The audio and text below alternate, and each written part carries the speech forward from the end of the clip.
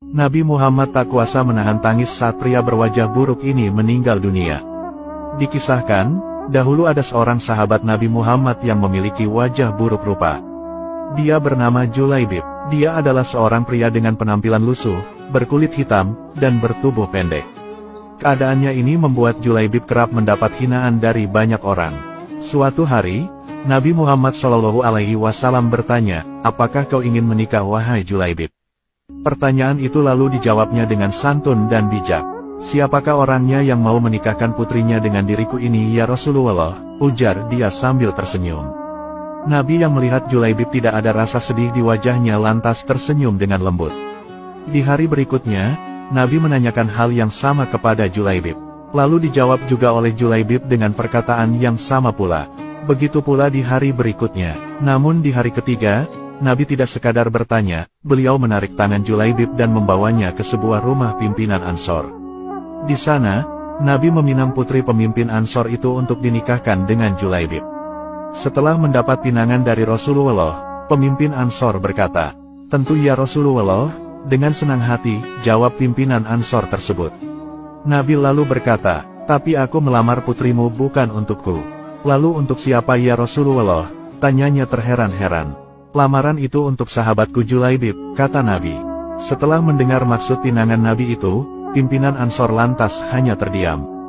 Hal ini karena ia sangat mengenal betul siapa Julaibib. Ia adalah pria yang buruk rupa dan miskin. Dalam pikirannya, putrinya sudah tentu tidak mau menikah dengan pria seperti itu.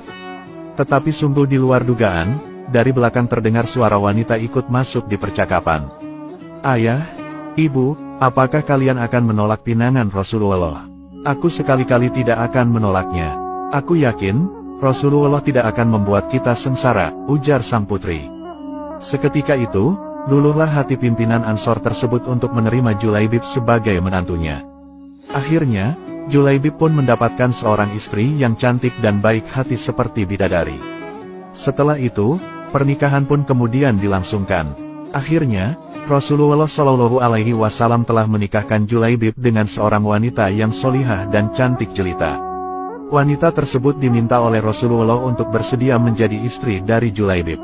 Karena imannya yang teguh, ia rela menaati Rasulullah SAW dengan bersedia menjadi istri dari Julaibib. Perasaan Julaibib lalu begitu bahagia serta penuh rasa syukur. Hal ini karena tak disangka, ada seorang wanita cantik jelita mau bersanding dengannya berkat Rasulullah SAW. Usai walimatul ursi, Julaibib lalu memboyong istrinya ke rumahnya yang berada di Sufah Masjid Nabawi. Julaibib terkagum-kagum saat sang istri menampakkan wajahnya. Seraut wajah putih dan halus serta seulas senyum manis menyapa pandangan matanya. Saat itu, tiba-tiba Julaibib dilanda rasa tidak percaya diri. Hal ini mengingat, ia tak memiliki rupa yang sempurna. Benarkah dia telah diterima oleh seorang wanita cantik? Ia lalu bertanya kepada istrinya, "Apakah engkau ridho dengan pernikahan ini? Tidakkah engkau menyesal telah menerimaku sebagai suamimu?" Dengan suara lembut, istrinya lalu menjawab, "Wahai suamiku, engkau adalah laki-laki pilihan Rasulullah untukku. Aku ridho menjadi istrimu." Julaibib merasa senang mendengar jawaban istrinya tersebut. Namun, tak berselang lama, tiba-tiba terdengar suara orang mengetuk pintu. Julaibib pun bergegas membuka pintu. "Assalamualaikum, Rasulullah meminta kita berkumpul di masjid karena ada panggilan jihad," kata tamu tersebut. "Waalaikumsalam. Baiklah, aku akan segera datang," jawab Julaibib. Akhirnya, Julaibib pamit kepada istrinya. "Wahai istriku, berilah ridhomu atas keberangkatanku ke medan jihad. Sungguh aku bahagia bersamamu. Hatiku penuh dengan cinta. Namun cintaku kepadamu bukankah tak sepantasnya melebihi cintaku pada panggilannya," kata Julaibib. Mendengar ucapan suaminya, istri Julaibib meneteskan air mata. Mereka baru saja menikah pada siang hari, dan malam harinya Julaibib harus berperang. Istri Julaibib berkata, "Berangkatlah, doa dan ridhoku menyertaimu wahai suamiku. Bunga-bunga cinta baru saja mekar di hatiku. Namun cintaku padamu, tak sepantasnya menghalangiku untuk melepasmu memenuhi panggilannya." Keduanya lalu berpisah dalam keharuan. Niat mereka karena Allah semata. Julaibib lantas pergi ke medan perang. Ia berperang dengan gagah berani menumpas para musuh di medan Uhud. Saat perang telah berakhir, Rasulullah SAW mencari Julaibib. Aku kehilangan Julaibib, di mana dia? Para sahabat lalu mencari Julaibib. Mereka lantas menemukan Julaibib yang ternyata telah syahid di medan perang dan tubuhnya penuh dengan luka.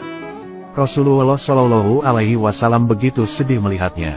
Lalu, beliau sendiri yang mengafani Julaibib lalu mensolatkannya.